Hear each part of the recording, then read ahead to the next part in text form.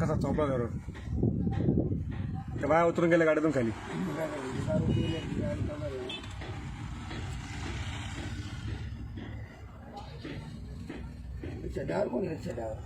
तो ड्रायव्हर तो रिक्षा हवालदार पुढे बसला परत तो गाडीत.